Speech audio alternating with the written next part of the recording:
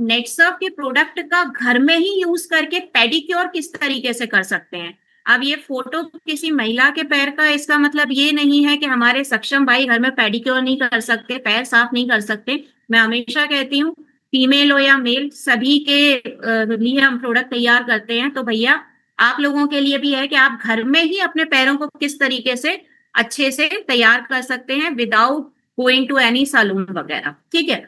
हाँ, और ये क्रैक्स क्रीम के लिए भी, अगर आप ये प्रॉपर पेडिक्योर करने के बाद क्रैक्स क्रीम लगाएंगे ना रात में सोने से पहले, तो आपको रिजल्ट जो है बहुत स्पीड में, बहुत जल्दी मिलने वाला है। तो घर में अगर आपको पेडिक्योर करना है, अपने पैरों को सुंदर और सुरक्षित रखना है, तो कैसे रखना है? सबसे पहला प्रोडक्ट आएगा आपके सामने, एनर्जाइजिंग कॉफी स्क्रब। ये पेडिक्योर करने का आपका पहला प्रोडक्ट होगा अगर आपको अपने पैरों को साफ रखना है। अब ये कॉफी स्क्रब भी जो है आपके पास में, ये सिर्फ ऐसा नहीं है कि पैरों की गंदगी को हटाने के काम आता है। इसको जनरली इन्वेंट किया था हम लोगों ने आपके बॉडी के वो पार्ट जहां पर बहुत जिद्दी मैल रहता है, बहुत ज्यादा टैनिंग होती है, उस टैनिंग को हटाने के लिए। जैसे आपके हाथ की कोहनी, एल्बो में बहुत ज्यादा टैन होता है, गंदगी काला काला होता है, वो हटाने के लिए।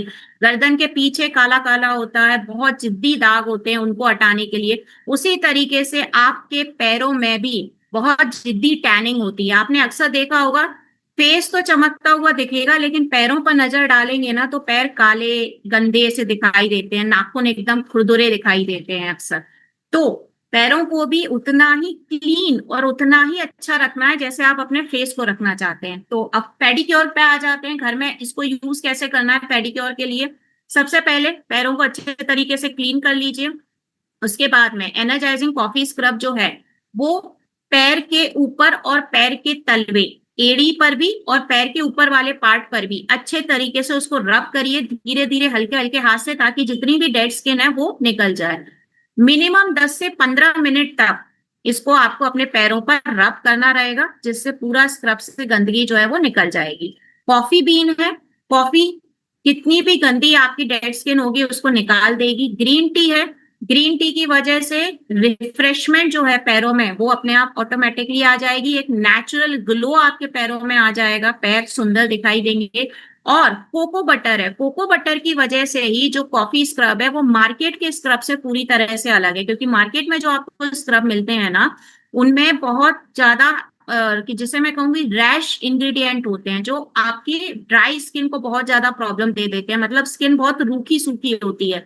क्योंकि इसके अंदर कोको बटर है, इसीलिए पूरी डेड स्किन निकलने के बाद, पूरी गंदगी निकलने के बाद कोको बटर की वजह से आपकी स्किन में मॉइस्चराइजेशन आ जाता है, एक नमी रहती है, एक प्रॉपर हाइड्रेशन रहता है, स्किन बिल्कुल भी रूखी सूखी नहीं होती। तो चलिए, पेडिक्योर में फर्स्ट फेज आपने कंप्लीट कर लिया, स्क्रब कर लिया है। स्क्रब करने के बाद में पैरों को अच्छे तरीके से धो लीजिए, नॉर्मल पानी से ड्राई कर लीजिए, क्लीन कर लीजिए पूरा पैर, जब अच्छे से सूख जाए फिर आपको लगाना है मॉइस्चराइजिंग बॉडी मिल्क। अब यहाँ पर कई लोग ये गलती करते हैं कि भाई ये तो बॉडी लोशन है। तो भाई आपके जो पैर है ना वो भी बॉडी के अंदर ही आते हैं, वो भी आपकी बॉडी का ही एक पार्ट है। तो यहाँ पर मॉइस्चराइजिंग बॉडी मिल्क जो है वो आपके पैरों को भी हाइड्रेशन देने का काम करेगा। सो जस्ट सिंपल स्क्रब करिए, मॉइस्चराइजिंग बॉडी मिल्क लगाइए, और बढ़िया पैरों की एड़ियों में भी, हील्स में भी, इवन आपको अगर क्रैक है ना तो भी आप पैरों की एड़ियों में मॉइस्चराइजिंग बॉडी मिल्क लगाइए, और उसके बाद क्रैक्स क्रीम लगा करके सो जाइए।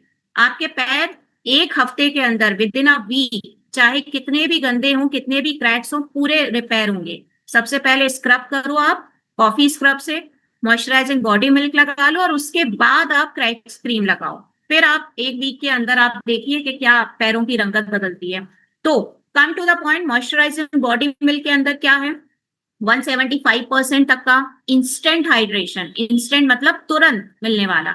72% तक ये आपके एंजाइम्स को ब्लॉक कर देगा। राइस वाटर, चावल का पानी इसके अंदर मिला हुआ है, जो नरिशमेंट का काम करता है, हाइड्रेशन का काम करता है, और इसके साथ में हाइल्यूरोनिक एसिड इसके अंदर मिलाया गया है। ये नया अपडेशन है जो हमने इस प्रोडक्ट में किया।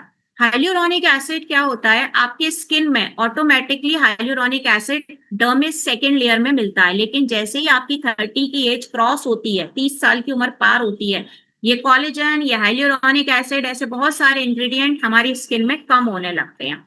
हाइलुरोनिक एसिड में वो क्षमता होती है जो आपके बॉडी में वाटर लेवल को 1000 गुना ज्यादा तक स्टोर करके रखने का काम करती है, यानी पानी को बचा के रखने का काम करती है। बहुत ही ज्यादा स्ट्रॉन्ग इंग्रेडिएंट होता है जो आपकी स्किन में नमी को, हाइड्रेशन को बना करके रखने का काम करता है। इवन हाइलुरोनिक एसिड ही एक ऐसा इंग्रेडिएंट है जो आपकी एजिंग से आपको बचाता है, यानी जितना ज्यादा ये हाइलुरोनिक एसिड आपकी स्किन के अंदर होगा उतनी आपकी स्किन हाइड्रेट दिखाई देगी, नमी दिखाई देगी, और जितना नमी दिखाई देगी उतनी आपकी स्किन ग्लो करने वाली है, यंग दिखने वाली है।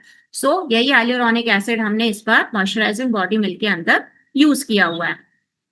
क्रैक स्पीड के बारे में जान लिया, घर पे पेडिक्योर कैसे करना है वो हमने जान लिया। सिर्फ 2 ही प्रोडक्ट यूज करने हैं पेडिक्योर में, ज्यादा वक्त नहीं लगना है, और विद इन अ वीक। और हाँ, कब कब करना है, एक सवाल आएगा कब कब करना है, तो वीक में 2 बार भी अगर आपने ये कर लिया ना घर पे पेडिक्योर, प्रॉपर स्क्रब करके मॉइस्चराइजिंग बॉडी मिल्क लगाइए और क्रैक्स क्रीम लगा के सो जाइए। वीक में अगर 2 बार भी आपने ये कर लिया तो बस आपके पैर को कोई टेंशन नहीं होने वाली है।